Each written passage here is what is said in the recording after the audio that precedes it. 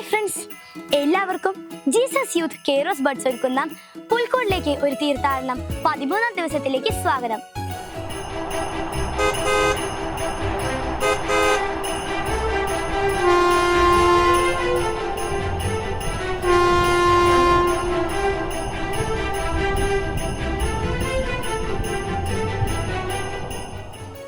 നമുക്ക് മനോജച്ചന്റെ മെസ്സേജ് കേട്ടാലോ? Hi friends, പിതാവായ ദൈവം ഈ ഭൂമിക്ക് നമുക്ക് നൽകിയ ഏറ്റവും വലിയ സമ്മാനം എന്താണെന്ന് അറിയാമോ? ഈശോ തന്നെയാണ് കേട്ടോ. സ്നേഹം തന്നെയായ ഈശോ. പ്രിയപ്പെട്ടവരെ, നമ്മൾ തിരിച്ച് ദൈവത്തിന് എന്ത് സമ്മാനം കൊടുക്കുക? ഒരു കാര്യമുണ്ട്, ഈശോ സ്നേഹിച്ചതുപോലെ പാവപ്പെട്ടവരെയും പണക്കാരെയും വലിയവരെയും ചെറിയവനെയൊക്കെ ഒരേപോലെ സ്നേഹിച്ചതുപോലെ പ്രിയപ്പെട്ടവരെ നമ്മൾക്കും സ്നേഹിച്ച് ദൈവത്തിന് ഈശോയ്ക്ക് ഒരു നല്ല സ്നേഹ സമ്മാനം ഈ ക്രിസ്മസ് സെന്ററിൽ നമുക്ക് കൊടുക്കാം. നമുക്കിന്ന് പ്രാർത്ഥിക്കാം. ഉണ്ണീശോയെ, നീ സ്നേഹിച്ചതുപോലെ പരിധികളില്ലാതെ മറ്റുള്ളവരെ സ്നേഹിക്കാൻ ഞങ്ങളെ പഠിപ്പിക്കണമെന്ന് പ്രാർത്ഥിക്കാം.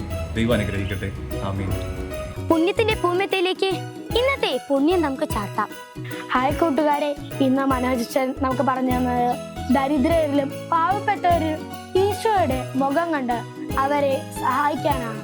അപ്പോ ഞാനിവിടെ പൂവിൽ പരസ്നേഹം എന്ന പുണ്യമാണ് എഴുതാൻ പോകുന്നത്.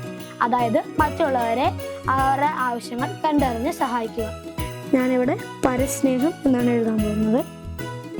ഇവിടെ ഞാൻ പരസ്നേഹം എന്ന് എഴുതിയിട്ടുണ്ട്.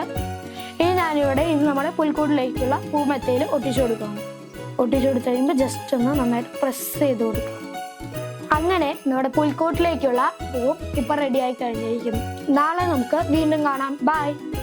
സുഹൃജപത്തോടു കൂടി നമുക്ക് ഇന്നത്തെ തീർത്ഥാടനം അവസാനിപ്പിക്കാം. ഉണ്ണീശോയെ, പരസ്നേഹമെന്ന പുണ്യം ഞങ്ങളിൽ വളർത്തണമേ.